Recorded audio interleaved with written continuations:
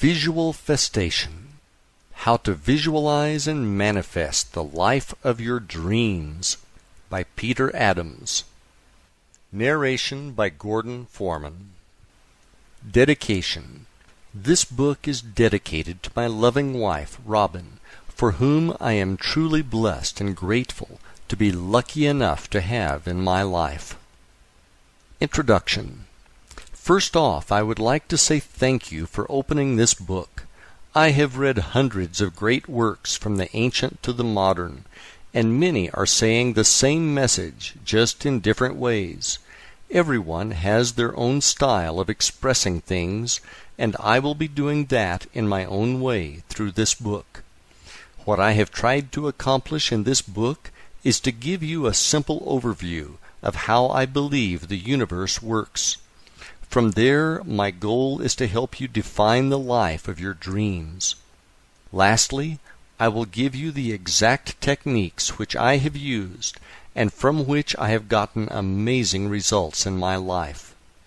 I have used these techniques to work with the universe, and I feel as though my life is magical and truly blessed. Everyone is in a different spot in their lives, and if you are reading this book, my guess is that you are looking for some type of change with something in your life. After reading this book, doing the exercises, and using the techniques, you will have what you need to be, do, or have anything you want in this life. There is a disclaimer to that statement, and that is that you must believe beyond a shadow of a doubt that it is possible. To take that one step further, you are going to need to believe that it already exists for you and that it is on its way. The concepts in this book which I have written about are universal, and they are true for everyone. I am not here to challenge anyone's belief system, challenge anyone's religion, or get into a debate about how the universe was created. When I refer to the universe, it may be what you refer to as God, Buddha, source energy, universal life force, or whatever you believe in. The important thing you need to remember is that whatever you choose to call it, it is still true. If you are ready to start creating the life of your dreams, let us begin. Chapter 1. 12 Crazy Goals. Time for a change. I, like many others, got introduced to the self-help industry as a result of being unhappy with the circumstances that existed in my life. I had been downsized as a result of a corporate consolidation, and I was unable to find a replacement job which paid anything near what I was formerly earning. Suddenly, I clearly understood the meaning of a relatively new term known as underemployed. To make matters worse, I was working in a position that was not a spiritual match for my soul. My job duties as an analyst for a large for-profit hospital corporation included explaining why the hospital I oversaw had a good or bad month financially. What really bothered me was, if we had a good month, that meant it was a tragic month for the patients and their families.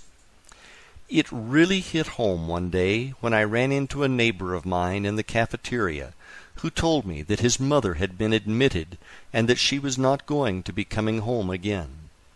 The following month we had a great month financially, and I had to explain in my report that it was because we had an outlier. An outlier, in hospital lingo, refers to a patient who has billed charges that exceed $250,000. Seeing my neighbor at the hospital and knowing that his mother's prolonged death was boosting our bottom line, I knew I had to get out of this business. When it was bad, it was good, was not the kind of business I wanted to be in. Being unhappy with my professional life and simultaneously having financial challenges as a result of being downsized, I knew that I needed a major change. I don't remember how many times I could not sleep at night, and I would turn on the television to see Anthony Robbins' infomercial for his personal power system. I felt like he was really talking to me when he asked, "Are you ready to change your life? What are you waiting for?" The only problem I had was that I didn't have enough money or room on my credit card to buy his system. Well, the universe was not going to let money get in the way of getting personal power. The following morning I ran into my friend Ron on the beach, and he told me that he had just bought it, and that he would let me borrow it as soon as he got through with it. Now I was fired up, and I remembered Tony saying that we needed to take massive action on the infomercial. So, rather than sit patiently and wait for Ron to finish the course, I got started immediately and went down to the local library and checked out a couple of self-help classics. One was The Power of Your Subconscious Mind by Dr. Joseph Murphy, and the other was The Magic of Believing by Claude Bristol. After reading these, it was clear that we could make massive changes in our lives for the better through the effective use of our subconscious mind. Early one morning, while sitting down on the beach, I meditated on the question, what should I be doing with my life? After a few minutes of meditating on that question, a movie started playing in my head. It was crystal clear, and it showed me being a real estate broker who was very active in charities, and there were pictures and thank you letters on the walls of my office. I don't know how long the vision lasted, but when I came out of meditation, I had tears of joy in my eyes, and my body felt like it was buzzing from head to toe. Whatever this was, it was powerful, to say the least. Over the next few days, I pondered over the idea that the universe was telling me I should be a broker. Was that right? At the time, I saw myself as a real estate investor, and realtors were just people who got in the way of making good deals. I also had committed to opening a real estate investment company with a friend of mine who was moving to Florida, so I was going to make that my main priority. In the meantime, the movie got tucked away in storage, only to be recalled at a later date. Ron finally finished going through Personal Power, and as promised, he let me borrow it. I thought it was amazing, and I started incorporating a lot of what I heard on the audio CDs into my daily routine. One of the things I really liked was what Tony called an hour of power. In his hour of power, he talked about getting up in the morning and spending an hour alone and following a routine which consisted of exercise, meditation, and reading motivational material. I made some tweaks to his program, and each morning after working out at the gym, I would drive down to the beach and spend 60 to 90 minutes on the beach doing my hour of power each morning before going to what I started to call my temp job. In my hour of power, I would get a cup of coffee at the local 7-Eleven and drive on to Siesta Key and down to Turtle Beach, which was at the southern end of the island. I would then grab my folding beach chair and a bag containing the books I was reading, a small copy of the New Testament, a notebook for brainstorming and scripting, my vision book, and my small notebook that contained my written goals. One of the things I started to notice was the fact that if it rained out and I could not sit on the beach for my hour of power, I could feel the difference in my energy level and mood. I would actually feel like I was mildly depressed, which was not how I wanted to start my day. One morning, while driving to the beach, I was listening to Tony Robbins talk about traveling across Russia on a train, and during the whole trip he worked on setting goals, then rewriting them bigger and bigger, until he was at a point where his goals seemed huge. When I arrived at the beach, I decided that it was time for me to make some big goals which were going to stretch me out of my comfort zone. I took out a notebook and I started to work on goals which would cover business, health and fitness, travel, relationships, and my spiritual connection with the universe. When I got done with the list, I had 12 goals written down, which to me at that time seemed absolutely huge. I knew that if these goals came true, I would have the life of my dreams. The next thing I started to do was to work with my list of goals and try to develop what each one would look like and what it would feel like when it manifested. I put a lot of thought into this, as I was serious about getting the results that I wanted. What I did next was to create a small notebook in which I included some affirmations, a few quotes from the Bible about prayer, and a list of my goals. And after each of the goals I drew a smiley face or two to represent happiness and gratitude for its coming into my experience. Goal number 1. I am happy. The first goal was pretty straightforward, and it meant that I was happy with all aspects of my life. When I would read this goal, I would get into a deep feeling of gratitude for how great it was to be happy, and I would truly experience the feeling of being happy. Goal number 2. I have no consumer debt. The second goal was a real stretch for me at the time, because I felt like I was being crushed by consumer debt. I had credit cards that ended up being maxed out as a result of me trying to subsidize my loss of income from the downsizing. I also still owed on student loans that helped me finance my undergraduate and graduate degrees. The payment on the student loans felt like a car payment for a Porsche that would never be paid off, and the minimum payment on the credit cards felt like a mortgage. Between the credit cards and the student loans, I believe I owed roughly $35,000. I wish that was all I owed, but it was not. We also had car payments. Out of necessity, we bought 2 new cars before the downsizing, as the ones we had were breaking down frequently, with major repairs being needed. So add another $20,000 to the mix. Now we are up to roughly $55,000 in consumer debt, and that didn't include our mortgage of $100,000. The one word which best described this feeling I had at the time was hopeless. Well, Tony said think big, so I was taking his advice on this one. To create the visualization for this goal, I would see myself going to the mailbox at the end of the driveway. When I got to the mailbox, I would open it up to find it either empty or just containing some junk mail. I would then feel how good it was not to have any bills in the mail.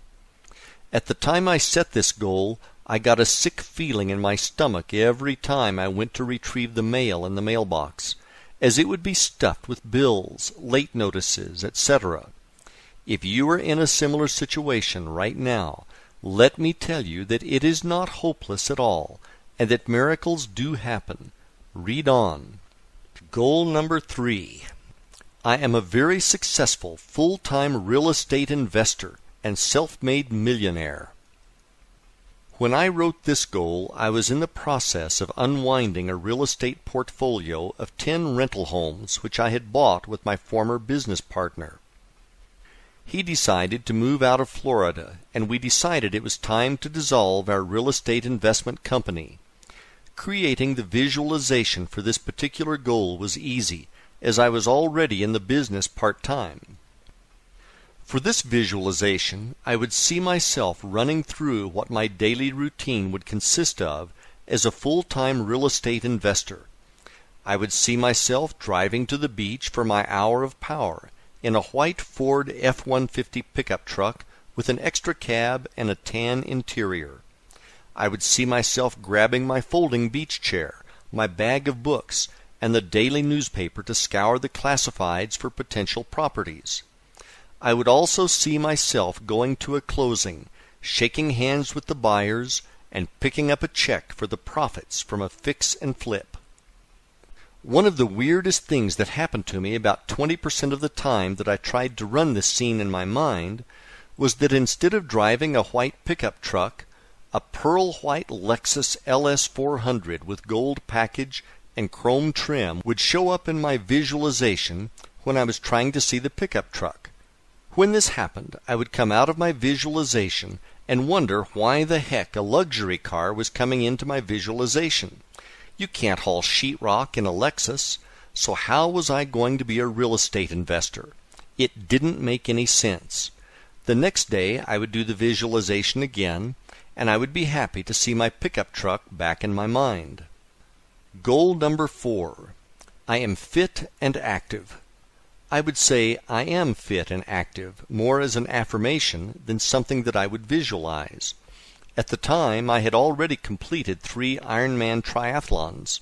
An iron distance triathlon consists of a 2.4-mile swim, a 112-mile bike ride, and a 26.2-mile full marathon run. The training it takes to compete and successfully finish one of these is almost like having a second full-time job.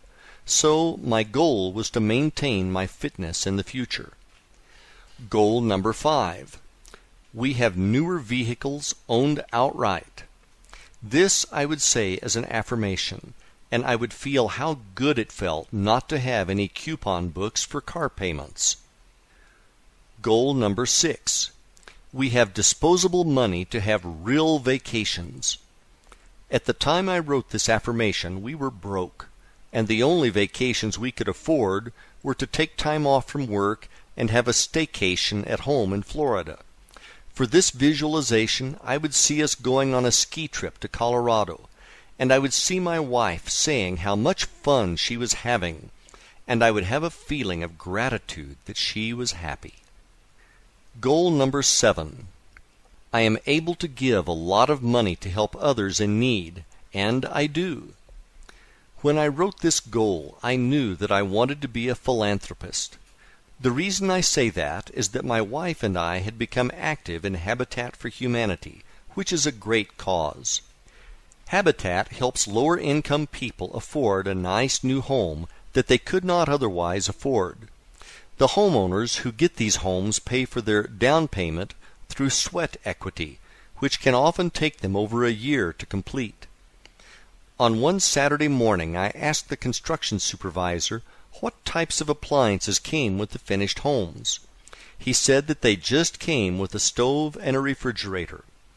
I told him that my wife and I were moving from a house to a condo, and that we would not need our washer and dryer, and would like to donate them if we could. The supervisor said that Mary, not her real name, could really use them, as she was a single mother with 4 children. We had actually been working on her house together that morning. I walked over to her and said that I heard that this was going to be her house. She replied with, "Yes, isn't it just beautiful?" I then asked her if she could use a washer and dryer for her new house, and that we had a set that we didn't need. I have a hard time describing what happened next. Mary screamed out, "Yes!" in excitement, and then hugged me. When she hugged me, this amazing feeling of joy rushed through my body. It was as if my whole body was buzzing. I had never felt anything like it before, but if this was what being charitable was like, I wanted to have this feeling all of the time. To visualize this goal, I would see myself being at the ribbon cutting for a new home to be donated to a family by Habitat. I would see myself being called up to hand the scissors and the keys to the new family. I could feel that feeling I had from Mary's hug, and I could see people clapping in joy for the new family. When I did this visualization, I would always end up with tears of joy in my eyes. Goal number 8. I live near the beach and have a beautiful home. This I said as an affirmation, and I would have a feeling of gratitude for how happy I was to live near the beach. Goal number 9. I own a large real estate portfolio. I also said this as an affirmation to reinforce goal number 3 of being a full-time real estate investor. Goal number 10. I am trusted by investors and have the ability to raise large sums of money. At the time I wrote this, I only had 2 investors who were really close friends. I would say this as an affirmation with the feeling that this was absolutely true. Goal number 11. I have a great relationship with my wife. I would say this as an affirmation, and I would feel gratitude for having my wife Robin in my life. Goal number 12. I have a great spiritual relationship with God. I said this as an affirmation, and I would feel gratitude for everything in my life, for the things that were on their way. What happened over the following 3 years of writing out these goals is nothing short of a miracle. Writing this down and realizing that this story happened to me inspires me even today. I was there, and I still feel a sense of bewilderment as I relay the story and sequence of events which came to pass to make my dreams come true. Without further ado, here's how it all played out on the universe's playground. I got a notice in the mail saying that my real estate salesperson license was coming up for renewal, and that I was required to take a mandatory continuing education class if I wanted to keep the license. I decided that it would make a lot more sense if I took a few extra hours and went for the real estate broker's license, and that way I could keep all the commission and could work independently. It was at this point that I remembered the movie that had played out at the beach, which had me being a real estate broker who was active in charities. Now that I was more spiritual, I started to wonder if this was what I should have been doing before. I signed up for the classes and began working toward my Florida real estate broker's license. With my broker's license, I could open up my own brokerage company. To adhere to the movie, I decided that I would give 10% of our gross commission from each sale to charity. On a Sunday afternoon in Sarasota in the spring of 2003, my wife and I were driving down to the waterfront to have lunch at a restaurant called Marina Jack. On the way, I stopped at an ATM to get $20 out. As we drove, we started throwing around names for the new charity-based brokerage I was going to open. We finally settled on the name Benefactor Realty, and we went into the restaurant for lunch. After lunch, we decided to walk along the waterfront park, which had a number of large sculptures on display. As we walked down the sidewalk, a man came up to us and asked us if we could spare any money. He needed $8 so that he could sleep at the shelter and get a meal and a shower. I put my hand in my right front pocket and pulled out $2. I apologized to him for not having more, but he thanked us graciously. As I walked away, I remembered that I had gotten the $20 bill from the ATM and that it was in my back pocket.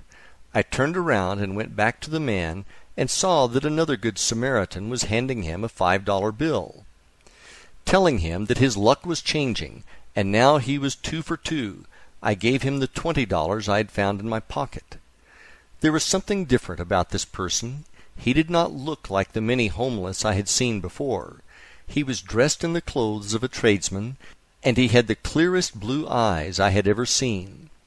As he started to walk along the waterfront with us, he told us this story of how his girlfriend had hurt her back in a car accident, and how she had gotten hooked on pain pills. He said that he had tried to take the pills away from her, and she had called the police on him and filed a restraining order saying that he was abusive. Now that he could not go back to his home, he was worried that he was going to become homeless. To give him hope, I told him about the story of Og Mandino. Og was at one time in his life a homeless and hopeless alcoholic. Og started to read self-help books at the library and turned himself into a millionaire, a best-selling author, and an incredible motivational speaker. I also told the man that he should get his hands on a Bible. At that moment, he reached into his pocket and pulled out a small, brand-new, white-covered version of the New Testament. I don't know how I did this, but I went to look for the verse from the Gospel of Mark that I read every day on the beach, and, as if by magic, I hit the exact page on my first try. I read him the verse, I then went to find the verse from Matthew that I read in my hour of power, and again I hit the exact page on my first try. I read that verse to him, and after telling him that everything was going to work out, I handed him back his copy of the New Testament. He thanked us again and said that we had really helped him out. After I had walked about 7 steps away from the man, I got this rush of energy that I can only describe as what happens on that old television series, The Highlander, when Duncan MacLeod goes through a quickening. I could feel my whole body tingling the way it did the day Mary from Habitat hugged me. All I know is that whole experience was strange, to say the least. I also remember wondering if that was somehow a test to see if I was serious about having a company called Benefactor Realty and about giving to charity. Not long after that, I opened up Benefactor Realty and began to work as a real estate broker part-time when I was not at my temp job. Fortunately, most people who have jobs do most of their looking at properties on the weekend. One Sunday afternoon, on our way back from looking at a restaurant site on the East Coast, I received 2 calls saying that offers we had put in for a buyer had gotten accepted, which was great news, as we had another property go under contract on Saturday. I was now looking at making more money in 3 days than I could in 6 months on the temp job. My wife looked at me and said, "Pete, you can't afford to work there anymore." We drove home, and I wondered if I should really quit my day job and embark on this real estate thing. About 10 years earlier, I had tried leaving corporate to open a small business, which didn't make it because it was undercapitalized, and I was worried about it happening again. The following morning I went into my office to try to figure out what to do. I will never forget the call that changed my life. It was around 10 a.m. on Monday morning when my office phone rang. It was my good friend Bill. I had worked with him, and we had been downsized together by our former, now bankrupt, employer. When I answered, Bill asked me, "What are you doing?"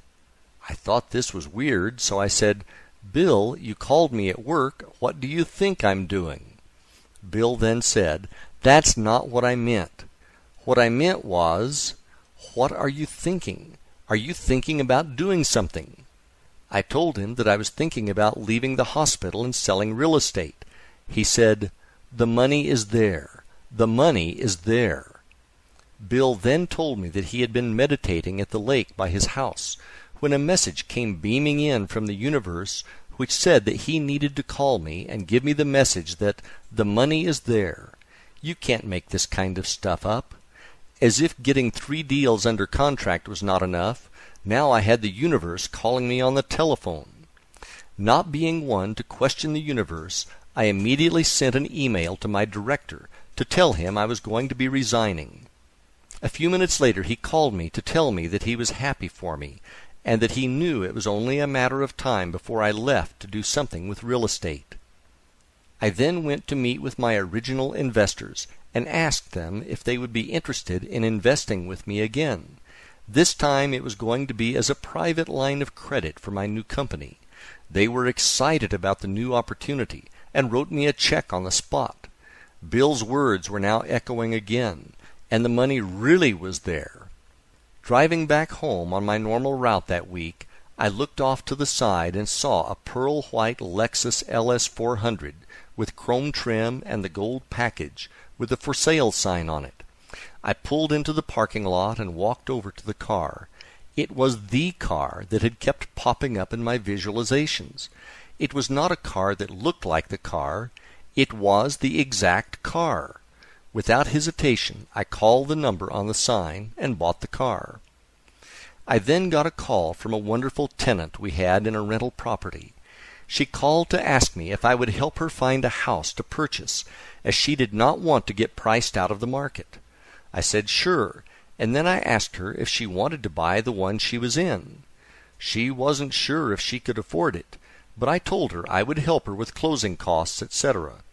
What I hadn't realized was that this property had appreciated by almost $35,000 over a 2-year period since we bought it. In less than a 60-day period, I had opened a new company and left my job, sold 3 properties as a broker, sold the rental house for a windfall profit, and paid off all my consumer debt, including the 2 cars, all the credit cards, and my student loans. This was totally out of the blue, and totally blew me away. My life had completely changed for the better. When I wrote those dozen goals, I never saw any of this coming. I had no idea how it was going to happen. All I knew was that it was my job to keep believing it was going to happen and let the universe handle the details. That same year, my wife and I went on our ski vacation to Breckenridge, Colorado, and 12 months later, we bought a waterfront home close to the beach. With help from the universe, we blew the crazy goals out of the water. There was more to come the following year, and this is going to blow you away. Chapter 2. Winning the Lottery. After an unbelievable year during which all of my goals and dreams came true, I started to think about what else there was that I truly wanted to experience in my life. My life had become almost magical.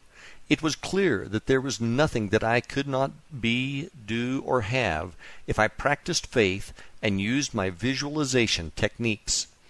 Being a triathlete and having successfully completed 5 iron distance races, I started to contemplate the idea of racing in the Ironman World Championship in Kailua Kona, Hawaii, which is often referred to as Ironman Hawaii, or, as it is known in the triathlon world, Kona. Anyone who has ever competed in an iron distance triathlon will tell you that being fortunate enough to compete in the Hawaii Ironman is like winning Wimbledon, the Masters, and the Super Bowl all in one day. Before I get into my next Ironman experience, let me give you some background behind the event. The history behind the Ironman triathlon. The Ironman in Hawaii is a legendary race. It came into being after a group of athletes were drinking beer at the Oahu Perimeter Relay post-race party in 1977. They were debating which type of athlete was the fittest. There was disagreement over who were the most fit athletes. Some said that cyclists were the most fit, others said runners were the most fit, and still others said that swimmers were the most fit. To settle the score, they decided to put it to the test. So they formed a new race that combined the 3 major endurance events they had on Oahu. They combined the 2.4-mile Waikiki rough water swim, the 112-mile Around Oahu bike race, and to top it off, they added the 26.2-mile Honolulu marathon course. They deemed that the winner of this race would earn the title of Ironman. The first Ironman triathlon was held in 1978. There were 15 brave and also crazy participants who competed in the first race. The really remarkable thing about it was that they did not know if anyone could possibly finish the race. No one up to this point had tried to swim 2.4 miles, then cycle 112 miles, and wrap it up with a full 26.2-mile marathon. There was no cutoff time to any of the events, and the finishers would receive a handmade Ironman statue made out of metal with a cast iron nut for a head. They felt that a nut was symbolic for the fact that they had to be nuts to try to do this. 13 of the original 15 which started the race received the statue, which is absolutely amazing to say the least. In 1982, the race was moved from Oahu to the more rural Big Island of Hawaii. Today, there are a number of Ironman races around the world, and it is a global brand and business. Every athlete who has ever competed in an iron distance triathlon owes a great deal of thanks to these pioneers of the sport. Back to my story. In the early Ironman Hawaii races, you could simply pay a fee and get into the race. Now there are a number of Ironman triathlon races around the world, and the Hawaii race is the world championship for the series. Essentially every triathlete in the world dreams of competing in this race. Unfortunately, now you need to be one of the fastest triathletes in the world, or you need to be one of the luckiest to win a spot at the starting line. Not being one of the fastest in the world meant that if I was going to get into Kona, I was going to have to be one of the lottery winners. Each year, the WTC, World Triathlon Corporation, who owns the rights to the race, holds a lottery whereby 200 people out of over 10,000 entries are allowed into the race, and they post the results on April 15th. After thinking about the race for about a month, and with the deadline rapidly approaching to enter, I decided to really put my beliefs to the test. I got out my credit card and put my name into the hat for the 2005 Ironman World Championship Lottery. As a member of the St. Pete Mad Dogs Triathlon Club, I knew a ton of people who entered their names in the lottery for Kona multiple times who have never gotten in. I knew that if I wanted different results, I was going to need to do something that they were not doing. The difference was visualization.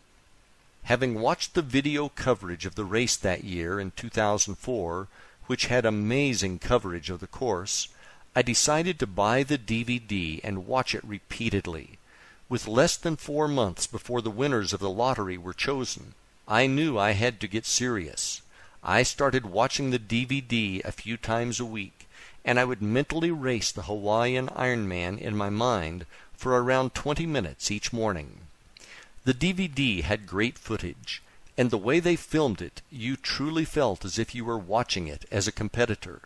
Some of the most memorable shots were of the swim start, where you saw the competitor's feet kicking underwater directly in front of you, and you heard the narrator say, "You are in Hawaii, and you are in the Ironman." Another one I really liked showed the race leader biking in the lava fields on the Queen K, with the shadow of the helicopter which is filming him caught on tape as they passed over him. This was very helpful for creating extremely lucid visualizations. I also found a picture in the back of an issue of Triathlete magazine, which was entitled Night Moves. The picture showed some taller triathletes walking in the dark on the Queen K, and a shorter, stocky triathlete running up behind them. The caption says, "As night slips over the last remnants of a very long day, triathletes continue toward the finish line at the Ironman Triathlon World Championship in Hawaii." I cut the picture out and put it in my vision book. I am stocky and typically pass a lot of people in the dark when I race. That man in the picture now was me, and I visualized the scene more times than I can count. Before I knew it, it was time for the lottery results to be announced. I went over to my friend Brian's office to meet him for lunch. His secretary said that he stepped out to get a haircut and that he would be back shortly. I looked down at my watch, and suddenly I realized that it was just about noon, and it was April 15th. Lottery time! Oh my gosh, I was nervous.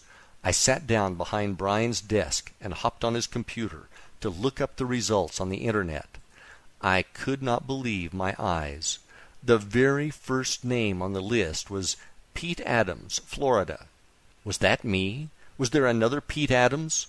The hairs all over my body stood up, and I couldn't believe it had happened. Brian walked in the door about 10 seconds after I saw my name on the list. I said, "Check this out," and pointed to the web page. He thought I was playing a practical joke on him, and that I made up a fake list. Suddenly, my cell phone started ringing off the hook with numerous triathlete friends calling to ask me if I knew that I got into Hawaii. He then said, "Holy shit, dude, that's awesome."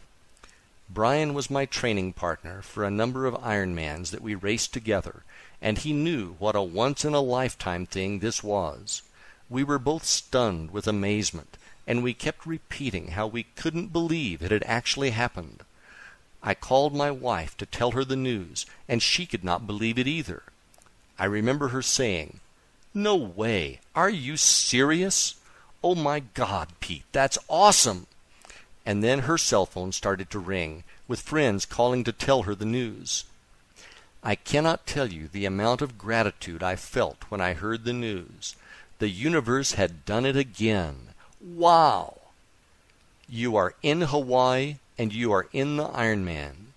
6 months later, and just like in the video, there I was standing in the body marking line, carrying my transition bags, and getting the number 813 stamped on my body.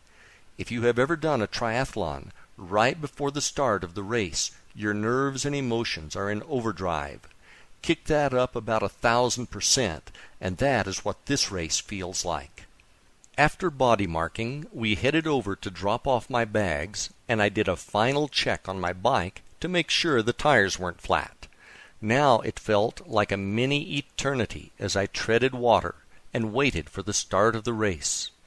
The cannon went off, and the swim portion of the race was on. As I swam, I could see the feet kicking in front of me, and I heard the narrator's voice in my head saying, "You are in Hawaii, and you are in the Ironman." It was just like I was in the 2004 DVD. I mean really like I was in the DVD. I seriously started to wonder if I was really here, really in Hawaii, really in the Ironman, or if this was a dream I was having that just happened to be very real.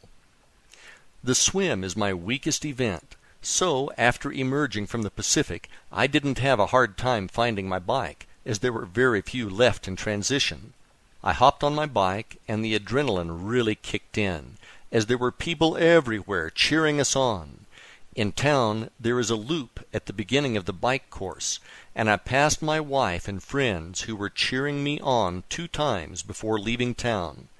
After passing them at Hot Corner for the final time, I rode up Palani Road and then out to the lava fields on the Queen K Highway.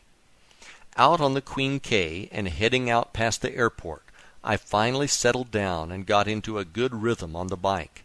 It was very desolate in the lava fields, and again it looked just like the DVD. You have plenty of time to think on a 112-mile bike ride, and I again started to wonder if I was really here or not.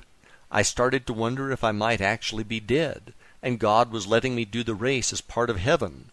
I'm not joking when I say this. I even started to wonder if I was in a cycling accident, and maybe I was in a coma or something. In this race, drafting on the bike is not allowed. So when you pass someone, they are supposed to fall back and keep a 3 bike-length gap between racers.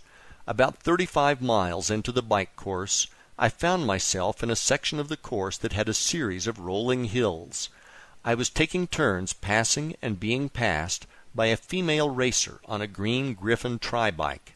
She was lighter than me, so she typically passed me on the climbs, and being heavier, I passed her on the descents.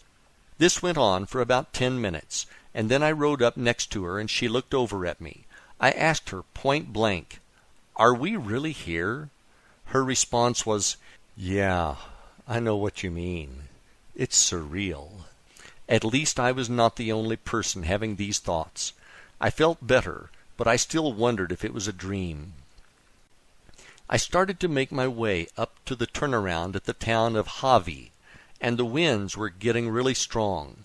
It was a serious crosswind, but at the time I confused it for a headwind, and started to look forward to the tailwind I was going to have on the way out of town.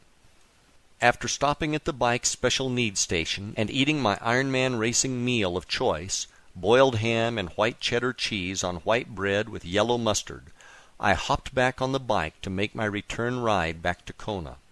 Heading out of Hawi, I realized there was no tailwind waiting for me. Instead, it was headwind part 2. I was now pedaling my brains out and only going 17 miles per hour downhill.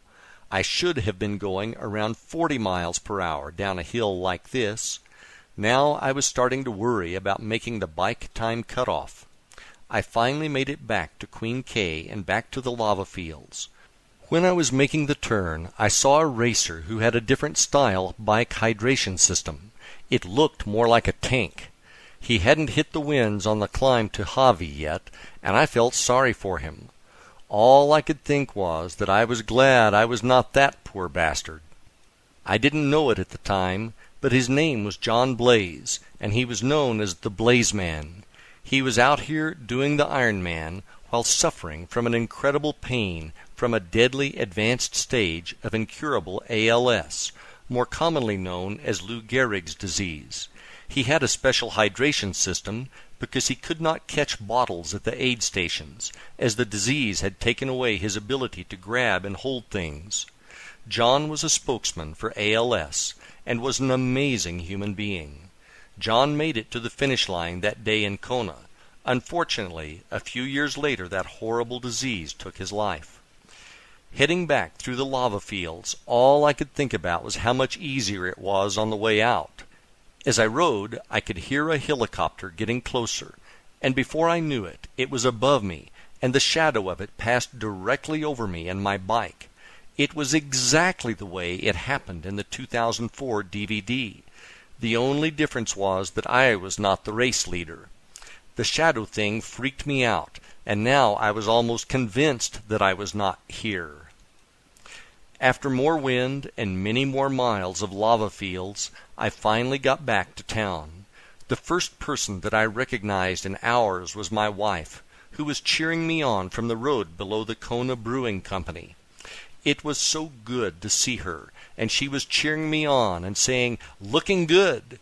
For a moment the pain in my back, neck, legs, and buttocks temporarily lessened, and I headed down to T2 to put on my running shoes and start running the marathon. I rolled out of transition and headed up to Hot Corner, where my wife and friends were cheering me on like I was going to win this thing. I actually felt pretty good, and I shook off my bike legs in just a few miles. I took a couple of turns and ran up Alihi Drive, going past Island Lava Java, which was absolutely packed with cheering fans. The view of the surf crashing across from Lava Java was absolutely awesome, and I felt much gratitude and gave thanks to God for letting me be in Hawaii and do the Ironman. After a few more miles, I saw Sarah Reinhardson running toward me. She was like a rock star out here, complete with her own van with a film crew. Everyone knew her name and went crazy. For those of you who don't know who Sarah is, she was a lead story in the 2004 Ironman DVD. Sarah is a challenged athlete who as a child had a tissue disease and had to have her leg amputated above the knee when she was very young. In 2004, she attempted to be the first above-the-knee amputee finisher of the Hawaii Ironman. If you watch her story on the 2004 DVD, you'd better have some Kleenex handy, because it is a real tearjerker. In the 2004 race, Sarah didn't make the bike time cutoff and was not allowed to continue on. In 2005, she was back in the race with a fitted bike from Trek with the words "Unfinished Business" painted on the frame. When Sarah and I passed for the first time, I knew that she was going to make it this time. She was running strong, and she had a smile on that made everyone around her feel good. Sarah knew she had this one in the bag, so it was time for her to enjoy her journey. I finally caught up with Sarah and made the pass. I really didn't want to pass her because I was having way too much fun being near her and basking in her glory. When the people cheered for Sarah, you just felt good to be near her, and it took your mind off of the pain. It was almost like a contact high. If she could be out there doing this grueling event on one good leg, you'd better not start feeling sorry for yourself. After heading out of town and watching a beautiful sunset over the Pacific, I started out toward the airport and the infamous Energy Lab. At this time of day, the Energy Lab was not viciously hot, which it is famous for when the pros come through. On the way out, I got to see Sarah again. She was pretty hard to miss with the film crew chasing her with mics and spotlights in hand. Now it was really dark out, and I remembered the photo from Triathlete magazine that I cut out and put in my vision book. I was really the guy in the picture now, as I was running up on the other racers who were walking. Now all I wanted to do was get back to town before I got in a wreck with some overzealous fan on a mountain bike. The course now was pitch black, with the exception of the aid stations, which had lights powered by gas generators. All I had to do was keep running to the next set of lights, where I would be greeted by the nicest volunteers in the world, and I would make it home. The mantra now was just keep moving, just keep moving. I finally made it out of the darkness and reached the outskirts of town and back to civilization. With every step I could hear the announcer and the cheering crowd get louder and louder. I ran down Palani and through Hot Corner and took a left. Now I was running parallel to where the finish line was, and I was close, but not there yet. My everything ached with every step of that run on the final few miles back to Alihi Drive. As I got closer, I remembered the advice that a friend of mine gave me when he heard that I got into Kona. He had done the race a few years before, and he said, "Whatever you do, don't race hard down the finishing chute. Take your time and enjoy it. You will never forget it as long as you live. Trust me." The last 2 miles felt as long as the previous 24. Where was the turn? I kept thinking. Finally I saw a police officer blocking traffic, and I knew that was where it was. It is about time, I thought, and I turned right and ran downhill onto Alihi Drive. What was to happen next was one of the most memorable things that has ever happened to me.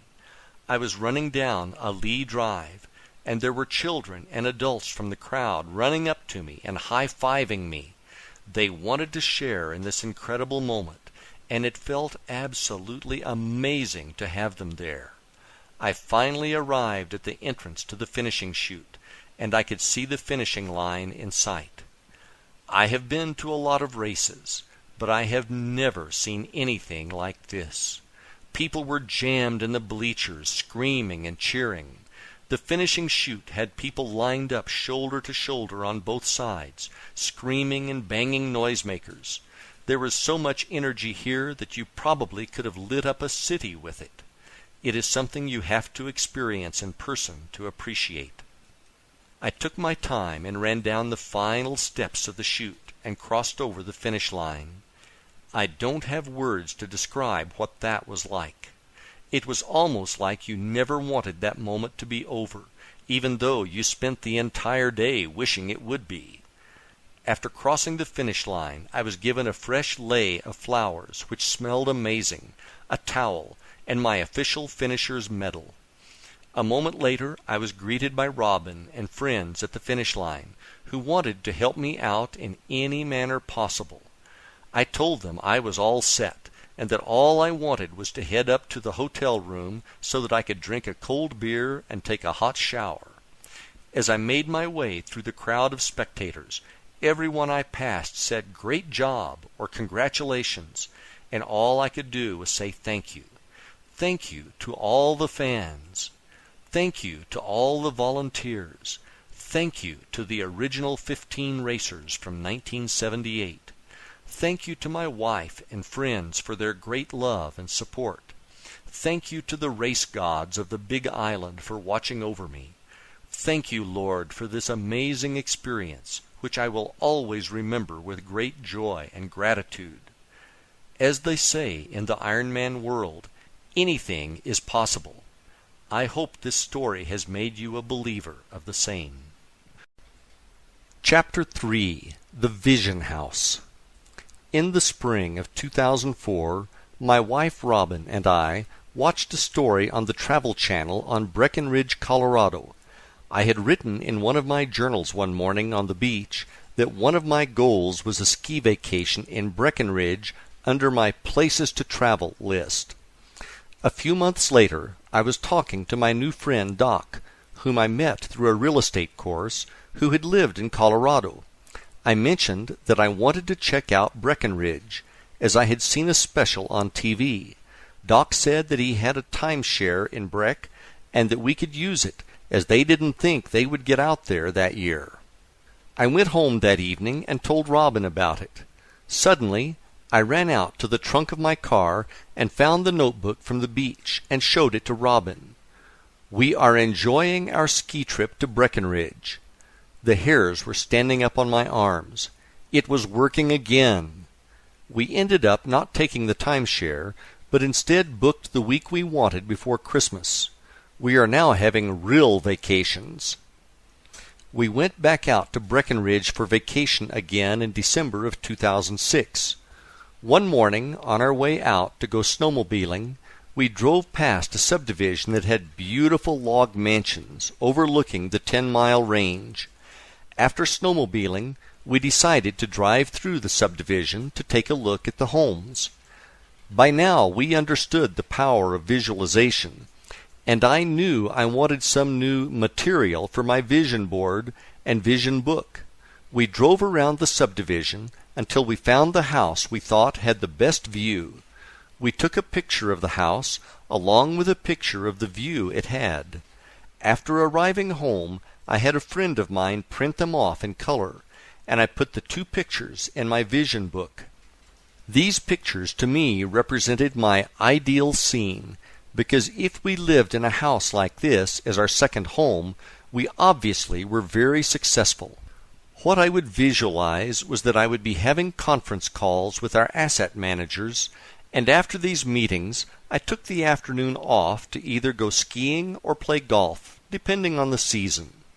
Many times, if I found myself unable to sleep, this was the visualization I would use to burn into my subconscious mind before falling back to sleep.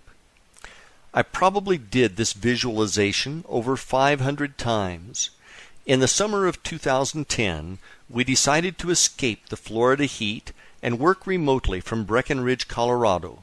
We found a very small furnished cabin to rent off of Craigslist that was only about a mile from the subdivision where we took the pictures in 2006. That summer, we rode our mountain bikes through the subdivision and took more pictures. We really loved that summer out in Colorado, so we decided to look for an annual rental. After going to a yoga class on one Friday afternoon in July, Robin returned home to search the internet for an annual rental. After an hour or so of searching various websites and not finding what she was looking for, I suggested that she check out Craigslist. On the second page of ads, she found a home that sounded very interesting. She started looking at the pictures and she said, "Pete, you have got to see this house." I walked over to where she was working on her computer, and when I looked at the pictures, I realized it was the house in my vision book. The hairs on my arms stood up when I saw the pictures. I was in complete amazement. I asked Robin who the contact person was for the ad. She told me the name, and for some reason I knew I had heard the name before. I did a search on the name in my email, and I found the name connected to an ad off Craigslist for a garage apartment I had inquired about back in March of 2009. I asked the owner if she could send me some pictures of the apartment. She did, and once again the hairs went up on my arms when I looked at a picture taken out of a window, and the view was almost identical to the one I had in my vision book. Now I realized that my vision house had come in not once, but twice. I replied to the email from March 2009, and we called the owner and set up a meeting with her on the following morning to see the home. She gave us the physical address, and we drove by the property a few minutes later because we could not wait to see if it was the same one. 5 minutes later we knew beyond any shadow of a doubt that it was the same house as in my vision book. We couldn't believe what was actually happening. The next morning we drove back over to meet with the owner and to get a tour of the house. The owner was very nice, and we spent 90 minutes meeting with her over coffee, learning about their beautiful home. I don't know if I can describe the feeling of total awe and amazement that was going through my mind and body as we toured the house. Looking out the windows and seeing the same view I had been seeing in my visualizations was almost overwhelming.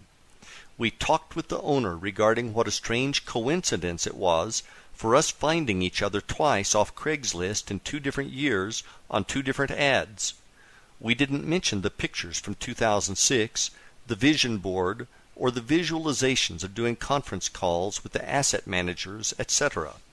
We were worried that she would think we were delusional and had stopped taking our medication or something. We told her that we were interested and asked her to send us an application. We then drove off to go mountain biking in Colorado Springs, and the rest of the day we kept asking ourselves whether or not that had really happened. It was so unbelievable that it was almost too much to comprehend. It proved that creative visualization worked. I mean really worked. These experiences were manifested, and it had nothing to do with fate or coincidences or whatever. We all have the power to create the life and circumstances in our lives which we desire. I hope that you have found my experiences to be an inspiration to you. Chapter 4. Quantum Physics and Energy. Quantum physics is a very complicated subject, and I honestly cannot say that I am an expert on the topic. Rather than make this a technical discussion on quantum theory, I prefer to simplify it for you. In short, everything in our universe, when broken down into the smallest building blocks, is one thing, and that is energy.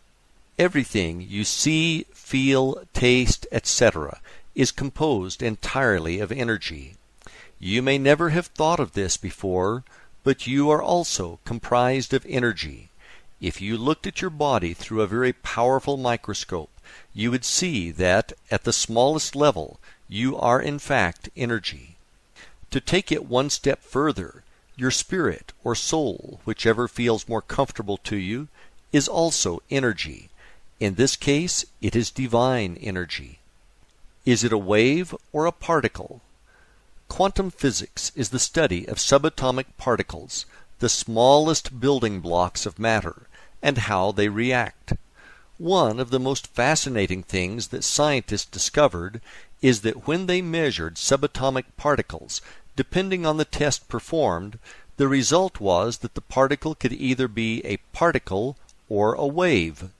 It was actually a probability amplitude, whereby it was simultaneously both a particle and a wave.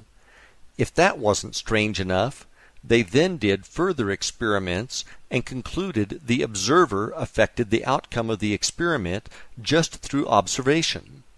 The truly amazing thing this proved was that the researchers' thoughts were affecting the outcome of the experiments. Thus, thoughts were actually real things, which had the energy to shape the outcome. What this told us was that the entire universe is made of this energy, and that outcomes could be manipulated by our thoughts. At this energy level, we are connected to source energy, which is also the level of creation in the universe. Chapter 5. It is all in your mind. Your thoughts are things, and they are creative in nature. Unfortunately, almost everyone in the world does not realize that they share in the creation of their own life through the thoughts that they think. Many people believe that they live in a predetermined life that is guided by fate, and that they are just along for the ride. Nothing could be further from the truth. To make it a little clearer, imagine that you are both the leading character as well as the screenwriter in the movie called Your Life. The script is written by the thoughts you think, which then attract the scenes in your personal movie called Your Life. If you don't presently like the way the scene Your Life is playing, rewrite the script to change the scene. Most screenwriters unfortunately suffer from writer's block when it comes to writing the next scene. As the screenwriter, you can create any movie of your life as long as you believe that you can. GIGO, or GIGO, is an acronym that stands for Garbage In, Garbage Out. Let's bring this into the realm of thought. If you think negative thoughts on an ongoing basis, you are going to see negative outcomes happening in your life. It is not by chance, but instead by natural law. One of the most damaging things that our minds can do if we are not vigilant in watching over our thoughts is to create what I call the downward spiral. In the downward spiral, thoughts of fear generate more and more thoughts of fear, and in your mind things are getting worse and worse. It is almost a total fear fest that is being choreographed completely in your mind as a result of wrong thoughts. Downward spiral example. An example of this could be a salesperson who is worried about making his or her quota. The salesperson starts to think ideas like this: if I don't make my quota, they are going to fire me, and I won't have a job. If I lose my job, then I won't be able to find another one. When I can't find another job, I'm going to lose the house. When I lose the house, I will lose my family, and no one will love me anymore. I will then be homeless and die from fill in the blank, all alone. Now the movie escalates into a full-blown tragedy, and the salesperson is feeling as if this reality is actually happening. The stress of these negative thoughts could then translate into lost sales due to reduced effectiveness from insomnia. The problem with these spirals is that they get out of control and will eat you alive with real stress. If these thoughts are not canceled out, they can become a self-fulfilling prophecy through negative outcomes being attracted to your life experience. Whenever your mind starts trying to play the spiral, you immediately need to forcefully say, "Stop!" You are the one who is in control of what you are going to think, and it is not going to be things like that. Period. Remember that nothing good can ever come from thinking negative thoughts, so decide now to purge them from your being. Thought barriers and misguided beliefs. It is not my intent to give everyone a prepackaged excuse as to why they are not living the life of their dreams through what I am going to say next. The truth is, from the time you were born to where you are right now, you have been subjected to brainwashing. This brainwashing took place when you did not even realize it was happening. It could have been positive, but more than likely you received negative reinforcement. Most likely, the greatest amount of brainwashing you received came from your parents, and the brainwashing continued to be administered by relatives, friends, community, religion, formal education, etc. You were bombarded with negative misinformation, which you became convinced was the truth, as it was being told to you by your parents who knew everything, right? Unfortunately, young minds are easily poisoned from the misguided beliefs of a person they love. The greatest tragedy is that these false beliefs continue to exist at some level in your mind. The most common example I hear on a regular basis is, "I can't be, have, or do what I truly want because of blank." Question: how do you know that if you have never tried? Answer: I just know I can't because of blank. Now that you are older, it is time for you to drop the limiting beliefs that are in your head as a result of your life up until now. If your parents or whoever instilled in you the belief that you cannot do, be, or have something, drop those beliefs now. Another common flawed belief many people have is that somehow they are not worthy of having the life of their dreams. Where did that idea come from? It is not serving you, so drop the idea that you are not immediately. You are worthy. You were sent into this experience to live the life of your dreams and were given free will to attain it.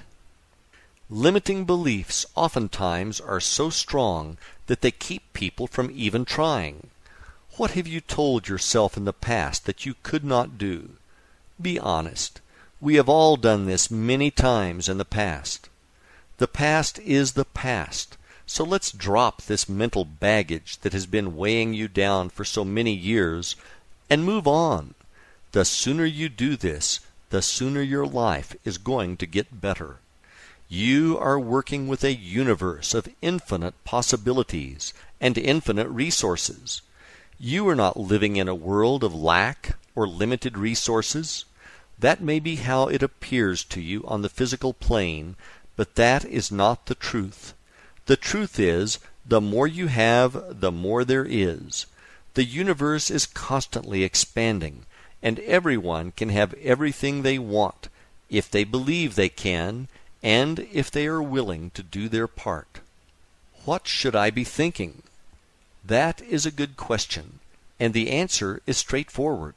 You should be thinking about what you want in your life, and not worrying about what you don't want in your life.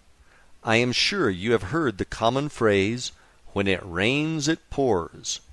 What you may not have realized is that it is a time-tested example of the law of attraction in action. As an example, let's say your automobile breaks down, resulting in an expensive repair at the garage. After you pay the mechanic, you hop back in your car, and all you can think about is how broke you now are. 10 minutes later your cell phone rings, and it is your spouse calling to tell you that the air conditioning stopped working. With dread, you start to worry about how you're going to afford to pay for it. Then you realize the traffic ahead of you is stopped, and you notice too late and plow into the back of the car in front of you, badly damaging both of your vehicles. The next day, your boss asks you why you need an advance on your paycheck, and you respond with, "You know what they say, when it rains, it pours." What you think about and focus on is going to show up, so you need to be sure that what you are thinking about is a match to what you want to manifest in your life. If it is more money that you want, you need to get into the feeling that you already have plenty and are blessed with abundance. If this is the first time you've heard this, it might sound delusional, but it is not. The feeling in this case is a vibration that is being sent through your thoughts out to the universe. A mismatch in vibration will be corrected over time by the universe. In this case, it may be the temporary appearance of a money shortage.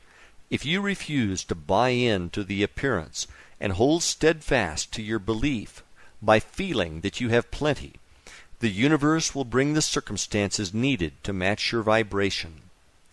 The universe can do this in an infinite number of ways, one of which might be you suddenly land a huge client for your business, or, out of the blue, you receive a check from Uncle Bob, who just sold his company for $10 million and is feeling generous. Or $1 million idea comes to you about an invention you are working on. To people on the outside, this will just look like luck. There is no such thing as good luck or bad luck. There is such a thing as positive or negative expectations.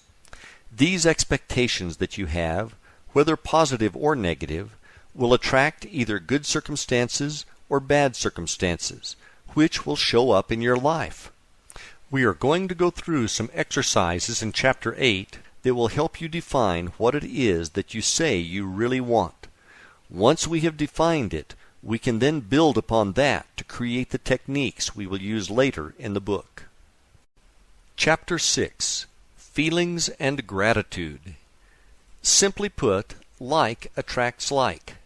So, you need to do a really good job of monitoring the thoughts you are currently thinking, as they will lead you to a state of feeling either good or bad. Think of your feelings as an early warning system to what you are thinking. If you feel bad about something and continue focusing on it, you are going to amplify that bad feeling. Through amplifying that bad feeling, you are going to attract into your life more of what will make you feel bad. That is absolutely not going to be a favorable thing for you when you get more and more things to feel lousy about. One of the best examples I have heard about the law of attraction is this. Imagine that the universe is a giant mail-order company, and the way that you place your orders is through the thoughts you are thinking. On the other side, imagine that there is a shipping clerk filling your order. The shipping clerk does not know if size 8 will fit you. All the clerk knows is that is what you ordered. Therefore, it must be the size you wanted. Sometimes these orders get shipped to us with bonus extras, which could be really good or really bad, for that matter, based on what we are thinking. The good thing about all of the orders we place is that they can be canceled before they are shipped, through a change in our thinking. The best thoughts by far that we should be thinking are thoughts that give us a feeling of gratitude. Through feeling gratitude, we are telling the universe thank you.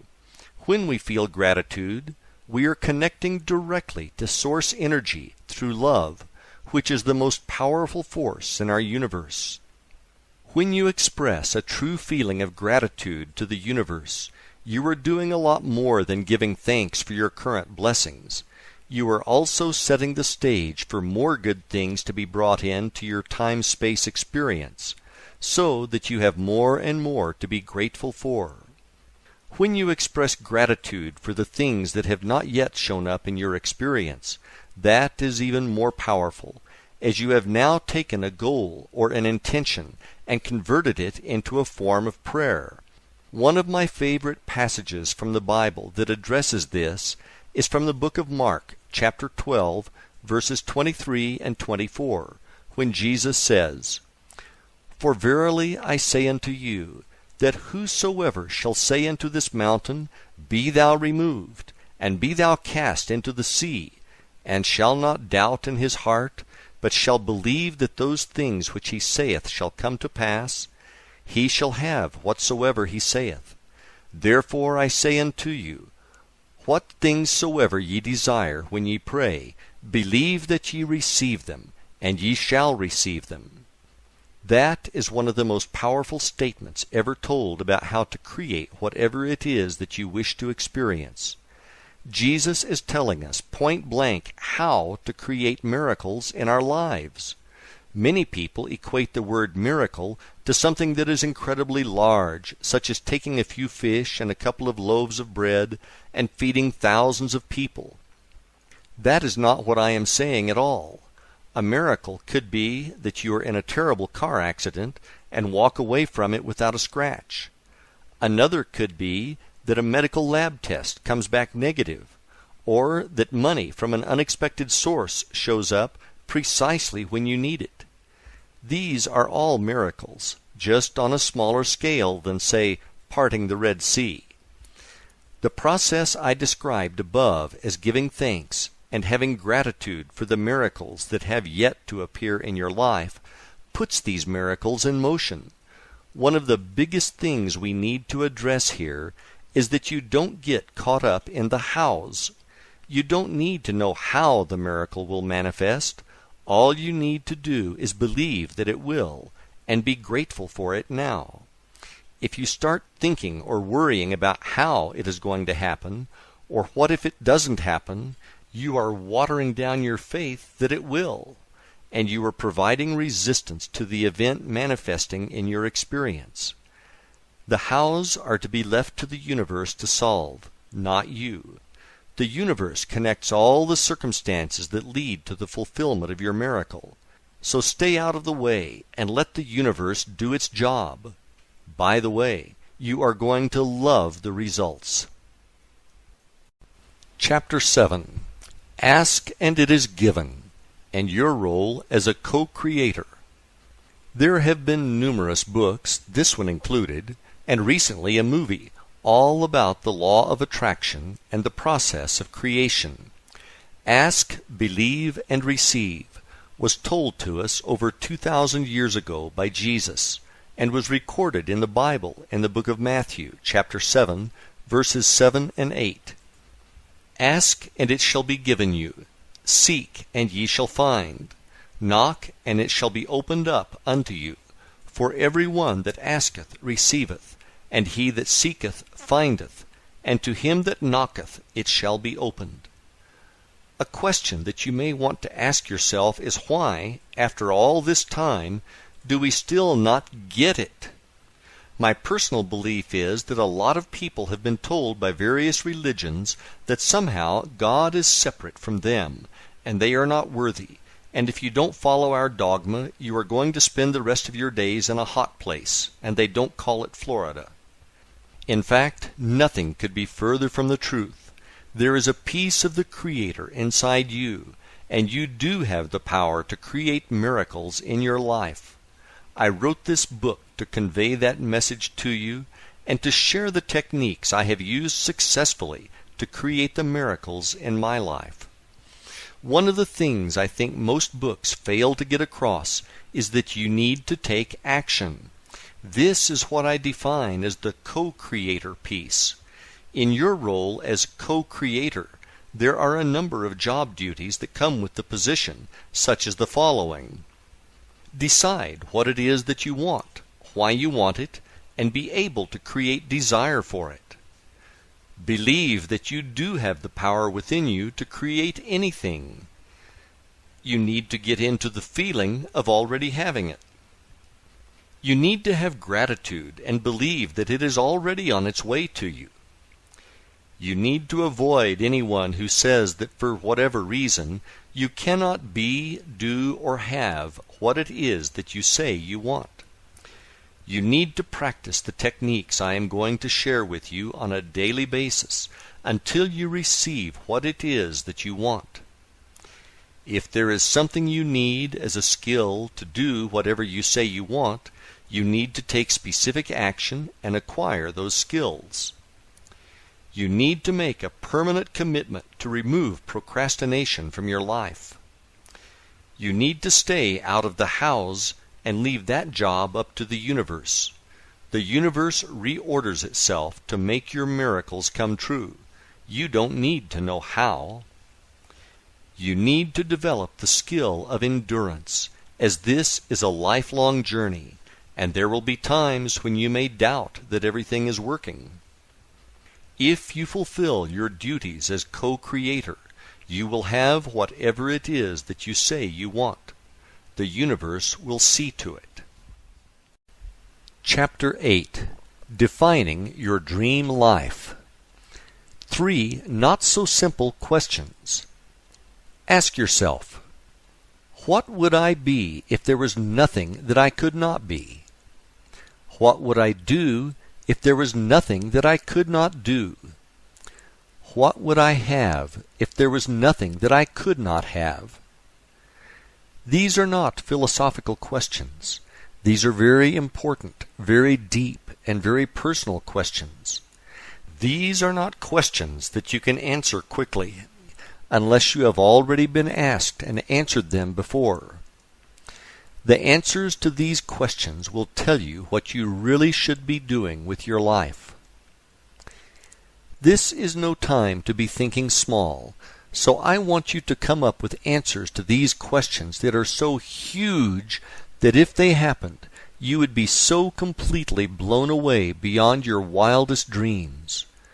When you are working on the answers to these questions, don't let your mind say things to you like, "You can't do that," or "You'll never have that." Your mind is just talking trash, so tell it to be quiet. The whys. Take your time answering these questions, and feel free to supersize your order. If you can imagine it, you can have it. Once you have your major life goals written down, I want you to write each one down on the top of a separate piece of paper. Below that, I want you to write out all the reasons why this goal is so important to you. And next to each of those reasons, I want you to write out the feeling you have associated with this reason. Your feelings are the real underlying reasons why you want to achieve these goals. This is a good thing because if you dig down deep enough, you will find that the answer in its simplest form is love. With love comes passion, and that is a very powerful force of attraction in our universe. Ideal scene. Once you have your list completed, I want you to take a few minutes and imagine that it is now 5 years in the future, and everything on your list came perfectly true, and that it is now your present reality. See yourself in the movie that is playing on the screen of your mind, with all of these things being true. When you are ready, grab a notebook and write out precisely in detail what this scene looks like and how it feels. I mean really feels to you. Soak up all those awesome feelings associated with these things being true in your experience. Does that feel great or what? Congratulations, you have just defined your ideal scene, which is also known as your end result. Now you not only have a destination for your journey, but you already know what it is going to feel like when you get there. Now that you have this, it is time for you to learn the techniques which will bring your ideal scene into your reality, along with all those good feelings that come with it. Chapter 9. Goal Setting. The importance of having goals cannot be overstated on the journey to living the life of your dreams. When I talk about goals, I am not referring to New Year's resolutions, where people resolve to lose weight and they go to the gym for 2 weeks.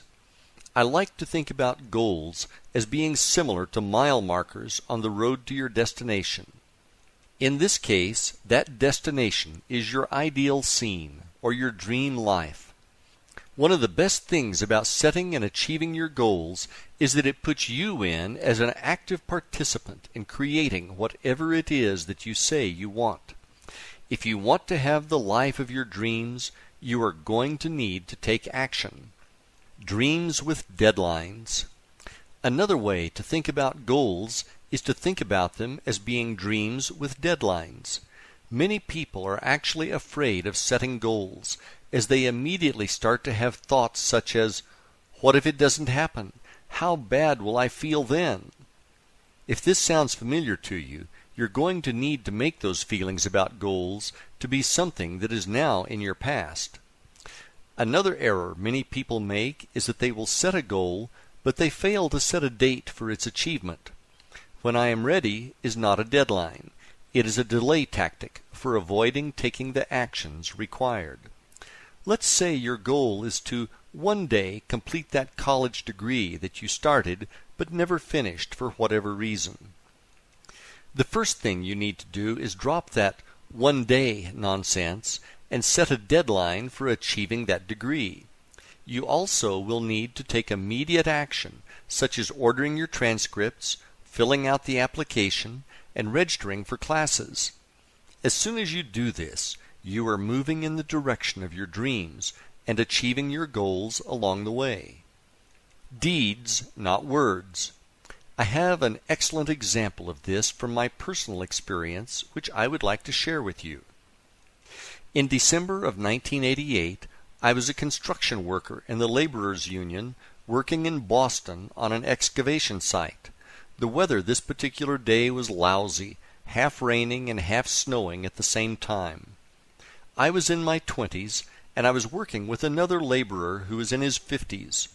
The two of us were shoveling gravel with yellow rain gear on, and it was pure misery. The gravel was wet and heavy, and by the morning coffee break my lower back was already hurting. After the short break, it was back to the rock pile to try to survive until lunch. I will never forget this day as long as I live. We were taking turns shoveling the gravel when suddenly I looked up in horror and realized that I was looking at myself in 30 years. It hit me like a sledgehammer. What the hell am I doing? I've got to do something about this, and I've got to do it now. The rest of the day I worked on my action plan while I shoveled away. It was time to go back to school. I had attended a community college briefly 4 years earlier and left before the end of the semester to go make big bucks in construction. I decided to take the next day off from work so that I could visit the college and see if they would let me back in. They said no problem and gave me an application and the spring course catalog. I then called one of my friends to get the number of one of his friends, who was a shift manager at a hazardous waste plant, to see if there were any night openings. My timing could not have been better. He said he was looking for a couple of people and hired me on the spot. That spring I started taking classes part-time as a freshman at the community college. At the same time, one of my friends was a first-semester junior doing a cooperative learning assignment at a stock brokerage firm. 5 years later, I earned my bachelor's degree, and 2 years after that, I had my Master of Science degree. After those same 7 years, my friend was still only a junior and talking about taking classes to complete his degree, and I had graduated twice. The major difference was that I took immediate action instead of just sitting around talking about it. When you make the commitment and take action, the universe will bend over backwards to help you achieve your goals. Words, not thoughts. Your goals need to be written, and you need to review them on a daily basis. Simply put, if they aren't written, you don't have them. Writing them down forces you to define clearly what it is you are going for. For your subconscious mind to assist you with achieving these goals, they need to be clear. Through writing them down, you are able to give your subconscious mind clear instructions. I personally suggest having a laminated card which you can carry in your pocket at all times, so that your goals are with you at all times. What I found helpful, and which added power to my goals, is that I added some short prayers to the opposite side. Another technique that I have used in the past is to rewrite my goals every morning. When you do this, it feels as if you are reinforcing your commitment to their achievement. Can you believe them? Your goals also need to be believable to you. Don't confuse this with the idea of knowing how they are going to come to fruition. That is not what I am saying. What I am saying, though, is if you create a really big goal, one which is beyond what you can get your mind to believe can happen, it is too big for you at this time. What will happen is that you won't be able to achieve the feeling that it has come true. As you set goals and achieve them, you are going to gain momentum and set bigger and bigger goals. One of the ways you can work on ramping up the size of your goals is to work on your faith. If you can truly believe with utmost certainty that your goals are already accomplished, you can pretty much ask for anything because you will be unstoppable. The why is as important as the what. When you create your goals, make sure you know why you want to achieve them. The reasons why you want to achieve these goals need to be powerful. If they are not powerful, you will not be able to generate a burning desire to have them fulfilled, which is necessary. This burning desire is also known as passion. If you don't have passion for what it is that you say you want, simply put, it won't happen because the energy is not there. With passion for their fulfillment, you will be able to generate very strong feelings of gratitude for their coming into your experience ahead of time. This is a crucial step in the process of manifestation. In the present. Lastly, when you write out your goals, you must write them in the present tense. What I mean by that is, when you write them down, write them as if they have already manifested. Let's say one of your goals is to finish college. You would write that goal down as, I am a college graduate, rather than, I am going to finish my degree. The difference between the two statements may seem subtle, but it is huge. The first one puts it in the present as already being done, while the latter places it as a possibility in the future. All of your goals need to be written in the now, and as already being a reality. Doing it this way, you will be able to generate the belief and the feeling of gratitude for it already being done. Chapter 10. Vision Books and Boards.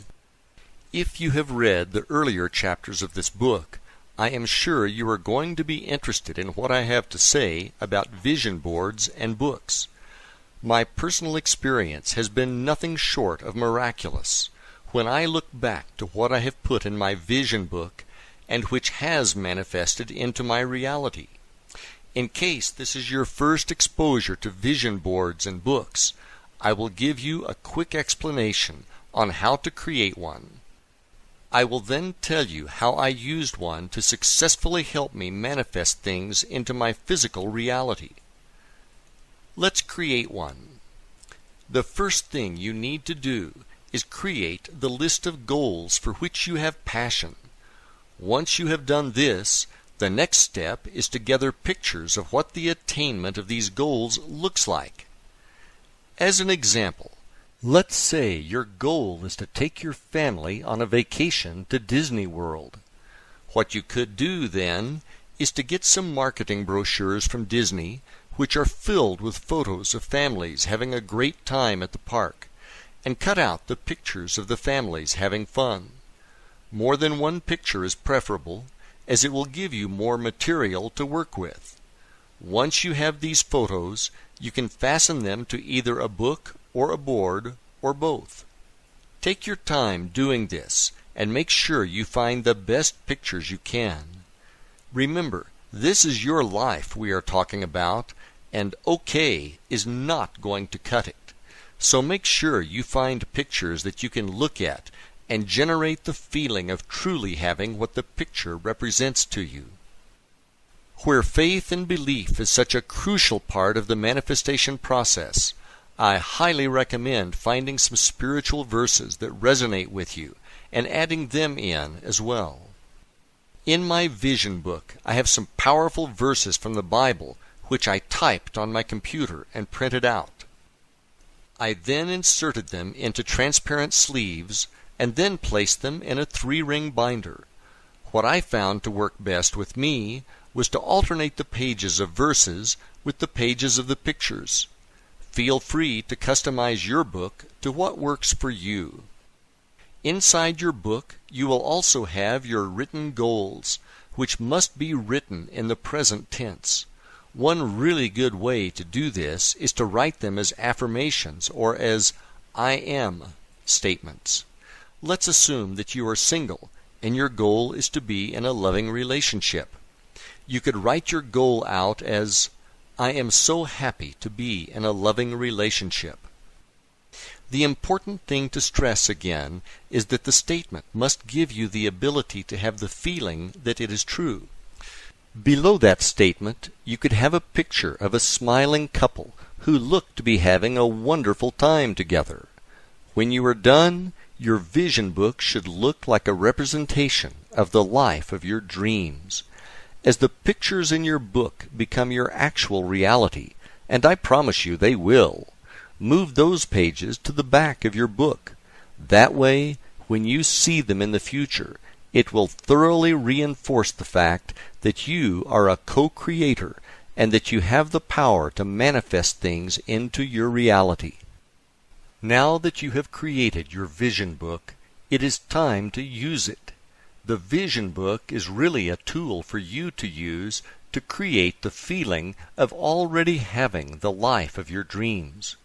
At this stage, you have already defined what it is that you want to have in your life. You know why you want it, and you have true passion for it showing up in your life.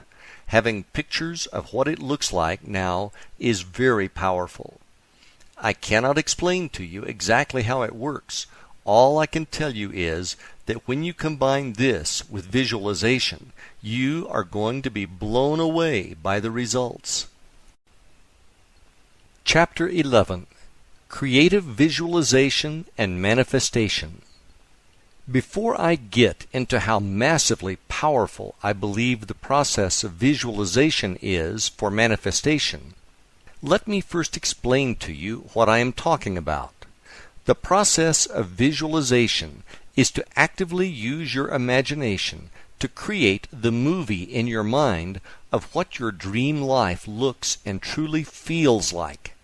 When done effectively, you will be able to create a visualization which will seem as real to you as the dreams you experience when you sleep. I am going to go through the techniques I practice, and if you want to learn more, I suggest reading an excellent book entitled Creative Visualization by Shakti Gawain. That's Gawain. I learned the pink bubble technique, which I will discuss later, straight from Shakti's book. The visualization process, step by step. One of the things you must be able to master to have really good visualizations is the ability to quiet your mind through meditation. If you are new to meditation, don't worry. You are not going to have to get on a plane to Tibet to learn. It is a lot simpler than you might think, but I would suggest reading more on the subject. To begin, you need to be able to relax. Turn off your outside thoughts and bring your brainwaves down to a state known as alpha. At alpha, you are completely relaxed, but you are still awake. Alpha can best be described as the state which you are in just before you fall asleep. At that level, you are very relaxed, but you can still control your thoughts. One of the techniques I use to get into alpha is to sit in a comfortable chair, close my eyes, and relax, and then count backwards from 15 to 1. I actually see the numbers, and I relax more and more as I count down. Finally, at 1, I arrive at alpha, and I am completely relaxed. Once you are at alpha, you can begin your visualization process. When I first started to practice visualization, I would get into alpha and imagine a beam of white light passing through my body from the heavens to the center of the earth, and it would flow in and out with each breath, and after a handful of breaths, I would feel a sense of connection with the universe. Once I was at this level, I would begin my visualization process, which would last between 5 and 10 minutes, and I would step into my dream life, or ideal scene, where all of my goals had manifested. An important note I would like to add here is that when you are in your ideal scene, you are not visualizing about how it is to come about. Instead, you are enjoying being in the end result. One of the most important things you must have when visualizing is the ability to generate the feeling of joy and love that it has come true, and to bask in that good feeling. We live in a feeling universe, and these good feelings you experience are going to attract more experiences for you to have good feelings about. Eventually, these good feelings will be accompanied by the actual manifestation of the end result into your reality that you are now visualizing. Before you come out of your meditation, imagine the ideal scene now surrounded by a pink bubble, and get into a feeling of total joy and gratitude to the universe for bringing this to you. The next thing to do is to see the pink bubble float higher and higher, getting smaller and smaller as it rises to the heavens and eventually disappears. Now slowly open your eyes and realize that you have done your part, and the universe will bring it to you. Know and feel this to be true without any doubt. In the pink bubble technique just described above, the color pink is associated with love, which is the most powerful force in the universe. The bubble floating to the heavens represents detachment from the outcome, whereby you are not worried about it coming true, because you know that it is true. My personal successes.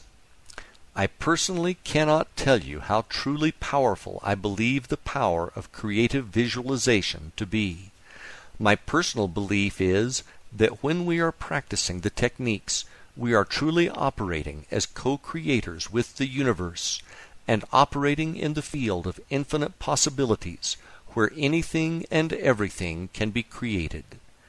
There is going to be a time delay between practicing your visualization exercises and when the things you want to show up in your reality arrive. If you were someone who could operate at the vibration level of a Christ or Buddha, the time delay would be much shorter. The most important thing you need to do is believe with faith that it is done and on its way to you, and that it is only a matter of time before it shows up. The coolest thing is when it does show up, you will never see it coming ahead of time. When you look back, though, sometimes you will be able to connect the dots. A great example of this is when what appear to be challenges in our lives show up.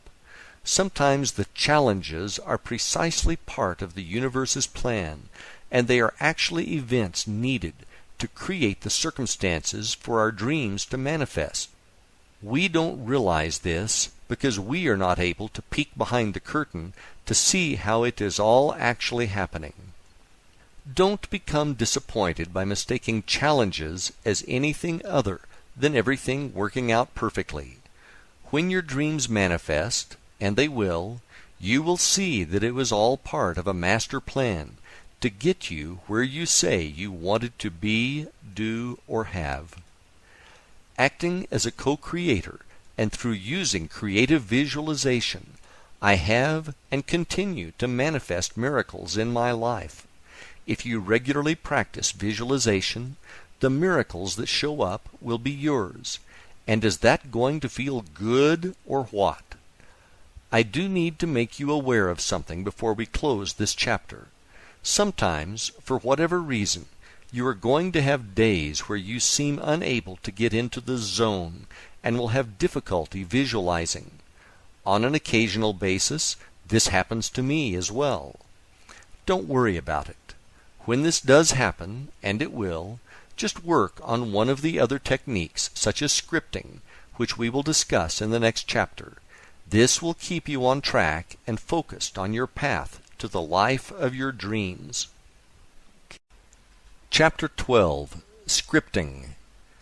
Scripting, which is sometimes referred to as journaling, is a great technique I use regularly to get into the feeling that my dreams have manifested. It is a really easy exercise to do, and it is great when you are pressed for time.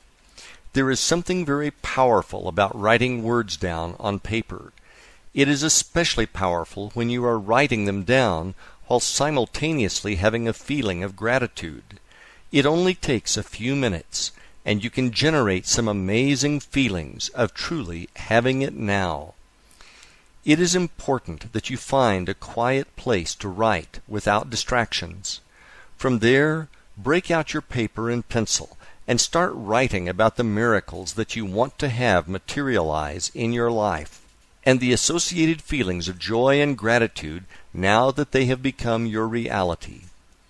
You should be able to generate the same level of feelings when you are scripting as you do when you are having a good day visualizing. What I normally do is start off with a statement such as, "I am so happy about blank," and then I start writing about and describing how good it feels to have blank in my reality. Sometimes I will focus on practice scripting on one of my goals.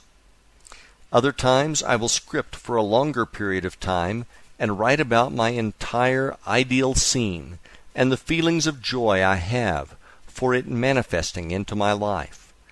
Don't worry about your penmanship or spelling when you are doing this exercise.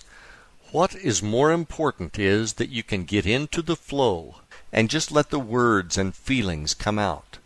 Never feel as if you are forcing the words to come out, and never think or write about how it is coming to you. Remember, you are writing in the present tense, and it has already happened. A brief example. Let's say one of your goals is to have a cabin in the mountains. Here's how I might write about it. Wow! I cannot believe how much I love spending time at our new cabin next to the lake.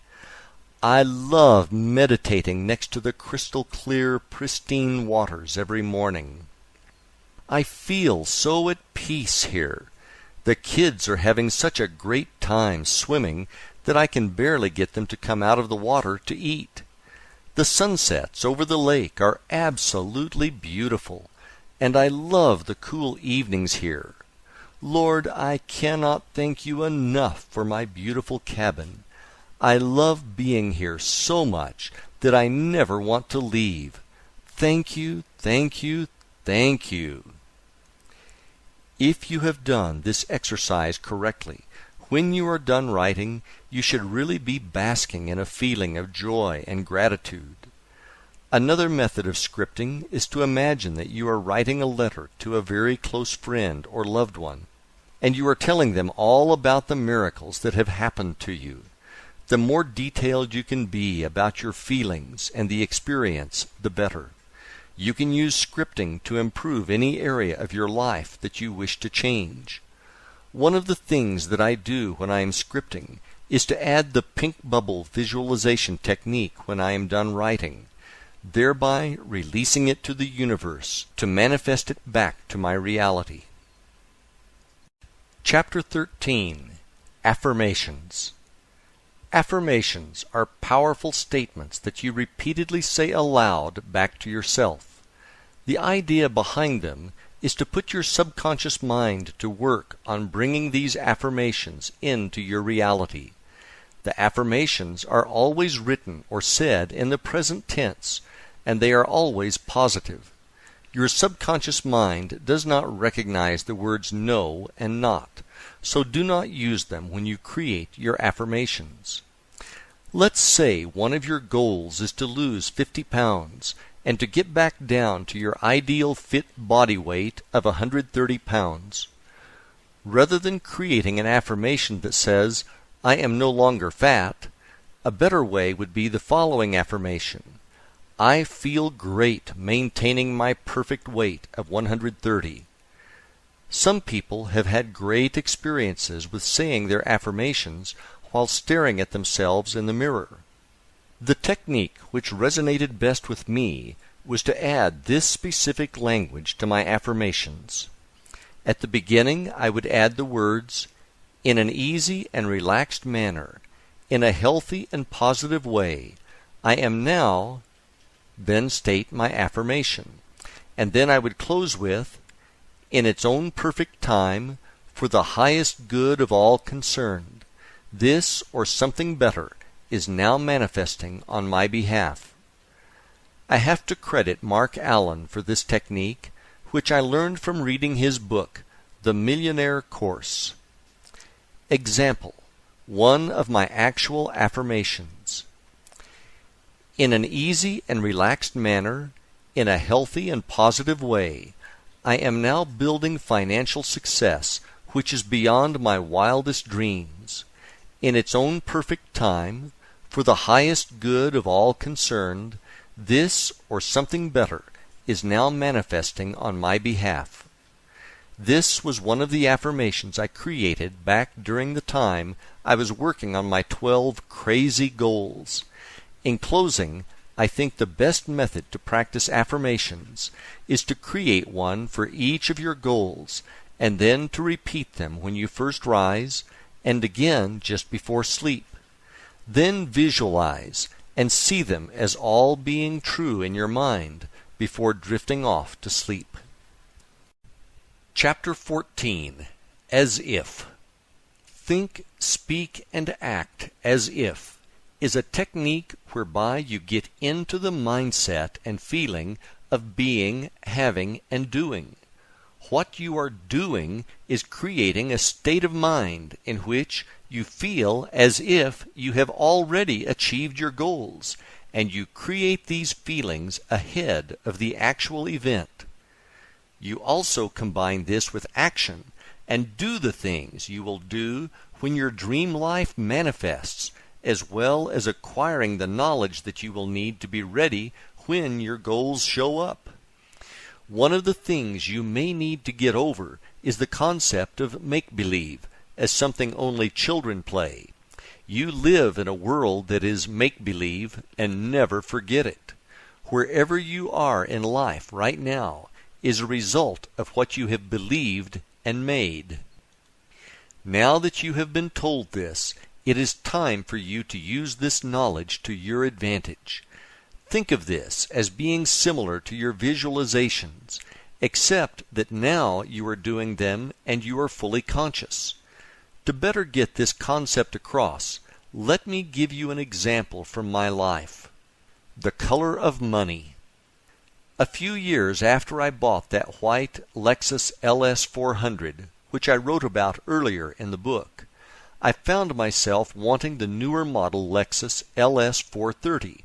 I put a lot of miles on the LS 400, and I loved the car, but it was starting to wear out after I put about 180,000 miles on the odometer. One of the things I liked best about the newer LS 430 was that they added a wood insert into the steering wheel and dashboard, which really dressed up the interior. Knowing the power of being a co-creator, I drove down to the local Lexus dealer and picked up one of their sales brochures, which had a bunch of great pictures of both the exterior and interior of the car.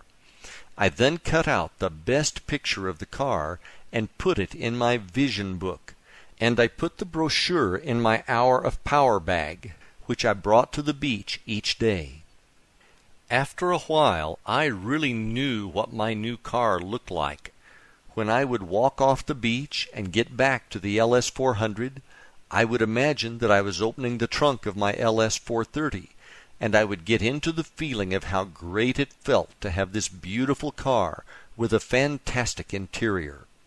Another thing I would do is to visualize and see in my mind's eye the wood accent interior of the LS 430 while driving the LS 400. This technique worked best when I would drive in the early morning before sunrise. Another thing I would do to get ready for the LS 430 was research on various internet sites to figure out what the true market value was for each year. I would then shop for LS 430s on eBay Motors, and I would look at all the pictures that the sellers posted on their ads. When I saw one that I liked, I would take it one step further and plug the information into another site, which would give me a valuation based on the year, options, and mileage. I really liked my LS 400, as it had reached out and found me, so I felt loyalty to her. One morning I hopped in the car to drive to an appointment to show a house to a client, and the car was completely dead. After messing around with it for 10 minutes and covered in sweat from the sweltering Florida summer, I finally started the car and made it to my appointment. When I got home after showing the appointment, I went directly to eBay Motors and found a deal on a beautiful dark green LS 430 nearby, and I clicked the Buy It Now button. After a few days, I appropriately named the car The Color of Money. The feeling I had now when physically driving the LS 430 was exactly the same as the as-if feeling I created when driving the LS 400. Now in the morning when I came off of the beach, I was really putting my beach chair and bag into an LS 430. All I could do was smile and feel gratitude, which is precisely how I prepared for this day through practicing as if. Whatever it is that you want, make sure that you do your homework to prepare yourself. Then practice the feeling of as if for having it now, and feel real gratitude, for it is just a matter of time before it manifests into your reality. Chapter 15. Putting it all together. These techniques that I have described to you in this book are the exact ones I used successfully to manifest miracles in my life. If you want to manifest the life of your dreams, you now have all the tools to do just that. Feel free to use them in combination or as standalone techniques. Over time, you might want to change them around so that you stay focused and fresh. The most important thing that makes these techniques work is your faith and belief that they are already done and on their way. I hope that the miracles which I have manifested successfully using these techniques have made you into a believer in the fact that you are a co-creator and that you have the ability to truly create the life of your dreams. I hope that you will share this knowledge with everyone that you love, as they too deserve to live the life of their dreams.